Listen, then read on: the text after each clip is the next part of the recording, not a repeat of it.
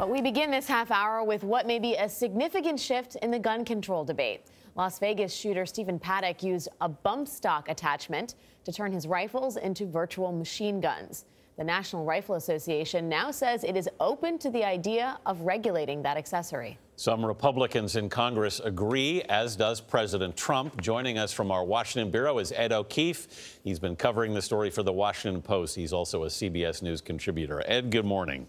Good morning, guys. Alex, welcome back. Thanks, Ed.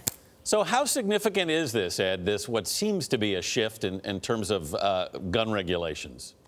It was significant this week, Anthony, in that you saw Republicans so quickly at least express an openness to discuss it. Usually after these tragedies, you see Republicans pretty quickly say it's too soon to judge, it's inappropriate to suggest that this is it. I was struck that almost immediately you saw some pretty senior Republican lawmakers realize that this obscure device that virtually nobody knew about, certainly not at the Capitol, were willing to at least talk about it and say maybe there is something that needs to be done here, whether it's regulated by the ATF or we do something in legislation. You did see some Republicans, like the Senate Majority Leader Mitch McConnell, say absolutely inappropriate to discuss legislation, refuse to take a position on the issue.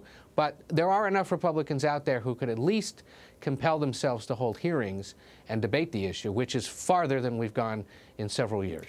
Ed, what's the medium-term prognosis here, though? I mean, I think there's an acknowledged asymmetry in terms of this fight, given the fact that gun rights advocates usually are in this for the long haul, and those pushing gun safety reform sometimes don't stay. There is an asymmetry. Talk more about that. Yeah, you're talking about the idea that in the immediate aftermath of a tragedy, there's a lot of interest and political will, but 30, 60, 90 days out, the only folks that are still concerned about this are gun owners who are totally opposed to changes in the Second Amendment. That dynamic, Alex, has started to change. You've seen these groups crop up since the Sandy Hook tragedy in 2012 that now on a regular basis are putting pressure on lawmakers to take a position to enact legislation that would make changes. You've got two bills right now in Congress. There's one to make concealed carry laws have reciprocity across state lines, and another that would allow silencers on certain weapons. Republicans had planned to vote on these things actually this past week, delayed those. These gun control groups, the groups that are run by former New York Mayor Michael Bloomberg, there's a large group of mothers who've been pushing for changes in gun laws for years, have continued to put the pressure on Democrats and some Republicans. And, you know, the Senate is off this coming week.